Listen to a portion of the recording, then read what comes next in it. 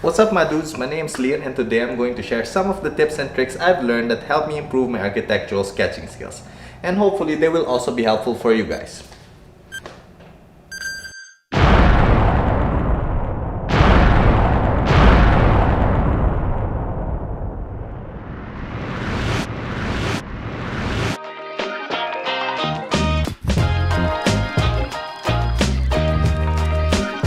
One of the most valuable tools in an architect's arsenal of sketching is the perspective.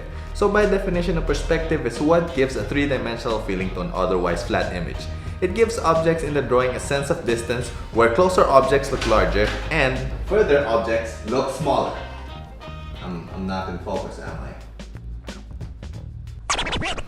When drawing perspectives, I usually like to start by drawing the horizon line and the vanishing points, which will serve as my guides to creating the perspective effect. So there are three main types of perspectives that are often used in architectural drawings. The one-point perspective. This is mostly used when sketching interior spaces and it is characterized by having only one vanishing point, which is why it is called the one-point perspective.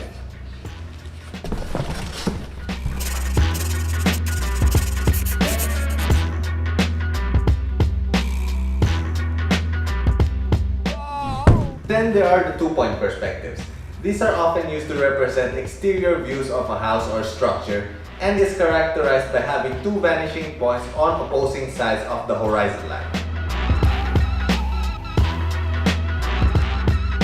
And lastly, we have the three-point perspective. So this is used to introduce a viewing angle to your sketches. So this perspective technique has three vanishing points. You have your usual two opposing vanishing points located on your horizon line, and then a third one placed either above or below your horizon line. So if you place the third point above the horizon line, it creates a worm's eye view, like you're viewing the subject from below. But if you place the point below the horizon line, it will give you this bird's eye view, as if you are viewing the subject from the skies.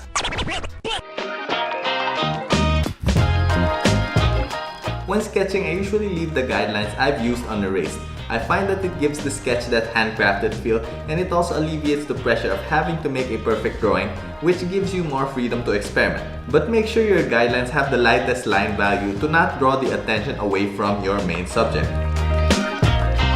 When drawing a line, I like to put emphasis on the beginning and at the end. This technique anchors your line to a page and helps give your lines a strong and decisive look.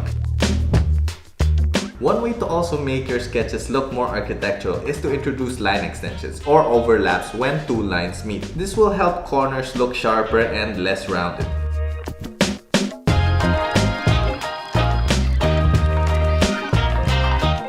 When sketching, start with the general elements and gradually work towards more specific details of your drawing. I often begin a sketch by drawing a single rectangular prism as a base, then just adding or subtracting masses from the main form. I find it easier to sketch the exterior of a building by drawing some rectangular prisms to determine the massing and later on refining the overall shape by drawing from these prisms. Once you're happy with your overall shape, you can now draw the finishing strokes to finalize the sketch through the manipulation of the Lineweights. So by making a line darker or lighter and thicker or thinner, you can add a whole new dimension to your sketch.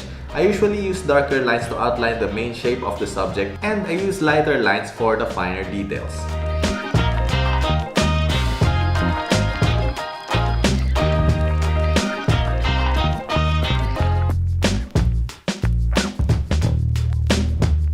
One way to make your sketches look instantly better is to add shading to certain areas. You could do this by either doing a solid shade or by adding a hatch shade, which is done by drawing a ton of parallel lines to delineate a darker value. Or you could also do stipple shades, which is characterized by using dots to represent the shading. These shading techniques could be used to represent shadows or dark areas and even to denote a certain material type or texture. Drawings done with shade and shadow tend to convey emotions better than line drawings.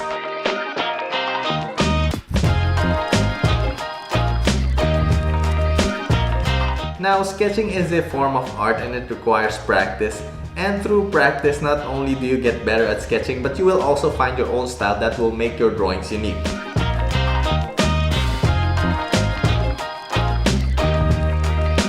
Okay, so I'm going to challenge you guys to the month of sketch challenge. So for a whole month, we are going to do 10 sketches every day, but each sketch must only be done within 30 seconds. So if you total it, you will only be sketching for like 5 minutes.